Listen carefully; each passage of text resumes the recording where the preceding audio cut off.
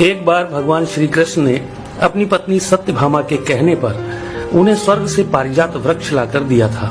तब सत्यभामा को इस बात का अभिमान हो गया था कि वह सबसे अधिक सुंदर है और भगवान श्री कृष्ण की अति प्रिया भी है। इसी कारण उन्होंने उन्हें पारिजात वृक्ष लाकर दिया है। इसी प्रकार सुदर्शन चक्र ने जब एक बार इंद्र के वज्र को निष्क्रिय कर दिया था, तब से उसे भी यह अभिमान हो गया था कि भगवान के पास युद्ध में जब कोई उपाय नहीं बचता है तो वह उसकी ही मदद लेते हैं। इसी तरह भगवान का वाहन गरुड़ भी यही समझने लगा था कि भगवान मेरे बिना कहीं जा नहीं सकते, क्योंकि मेरी गति और मेरे बल का कोई मुकाबला ही नहीं कर सकता है। इन तीनों के इस अहंकार को तोड़ने के लिए एक दिन भगवान श्री कृष्ण ने हनुमान जी का स्मरण किया था। उनके स्मरण करते ही हनुमान जी तत्काल द्वारिका आ पहुँचे थे। भगवान श्री राम और भगवान श्री कृष्ण एक ही हैं, यह तो हनुमान जी जानते ही थे। साथ ही वह यह भी जान गए थे कि भगवान श्री कृष्ण ने उन्हें किस कार्य के लिए बुलाया है।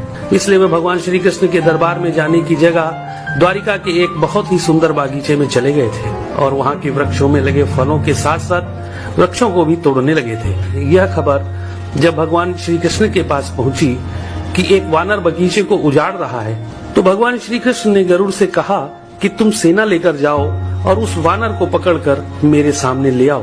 तब बल के अभिमान में भरे गरुड़ ने यह कहा था कि प्रभु, एक मामूली वानर को पकड़ने के लिए सेना की क्या जरूरत है, मैं अकेला ही उसे पकड़ लाता हूँ। ऐसा कहकर गरुड़ उड़ते हुए उस बागीचे में पहुँचे जहाँ हनुमान जी वृक्षों को उखाड़ रहे थे। तो गरुड़ ने उन्हें बिना जाने ही उनको पकड़ने का प्रयास किया था। तब हनुमान जी ने गरुड़ को अपनी पूंछ में दबाकर जोर से कस दिया, जिससे गरुड़ की सांस रुक गई थी।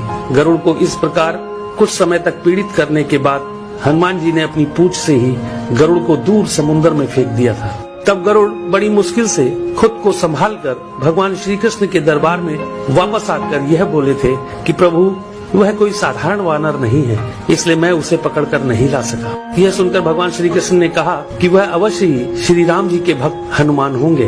तुम उनके पास जाकर यह कहना कि श्री राम ने उन्हें बुलाया है, वह अवश्य चले आएंगे और हो सके तो तुम उन्हें अपने साथ ही लेकर आना। भगवान श्री कृष्ण की आज्ञा पाकर गरुड़ हनुमान जी को ढूंढते हुए वहाँ से बहुत दूर मलय पर्वत पर पहुँच गए थे और हनुमान जी से अपनी भूल की क्षमा मांगते हुए उनसे यह कहा था कि भगवान श्री राम ने आपको याद किया है, आप मेरी पीठ पर बैठ जाइए, मैं आपको शीघ्रता से उनके पास पहुँचा देता हूँ। हनुमान जी प्रभु की यह लीला भी समझ गए थे, इसलिए उन्होंने गरुड़ से यह कहा था कि तुम चलो, मैं तुम्हारे पीछे ही आता हूँ।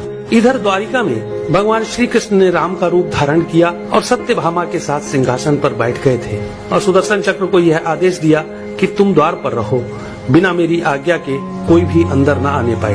तभी हनुमान जी द्वार पर पहुंच गए थे तो सुदर्शन ने उन्हें रोकते हुए यह कहा था कि तुम बिना आज्ञा के अंदर नहीं जा सकते हो। तब हनुमान जी ने सुदर्शन चक्र को पकड़कर अपने दांतों में दबा लिया था और अंदर चले गए थे। हनुमान जी ने सिंहासन पर बैठे भगवान श्री राम को प्रणाम करके उनसे यह कहा था कि प्रभु, माँ कहाँ है?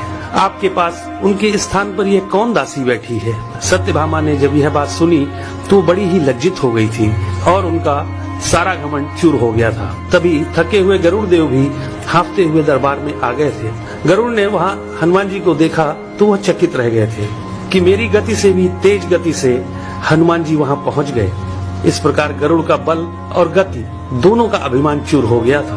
तभी श्री राम रूपी कृष्ण ने हनुमान जी से यह पूछा कि तुम अंदर कैसे आ गए थे? तुम्हें क्या द्वार पर किसी ने रोका नहीं था? तो हनुमान जी ने कहा, सुदर्शन चक्र ने मुझे रोका तो था, परंतु मैं आपके दर्शन में विलंब कैसे कर सकता था, इसलिए मैंने उस सुदर्शन चक्र को अपने दांतों में दबा लिया था। यह कहकर हनुमान जी ने अपने मुंह से दबे हुए सुदर्शन चक्र को निकालकर प्रभु के चरणों में डाल दिया था। इस प्रकार सुदर्शन चक्र का भी सारा घमंड समाप्त हो गया था।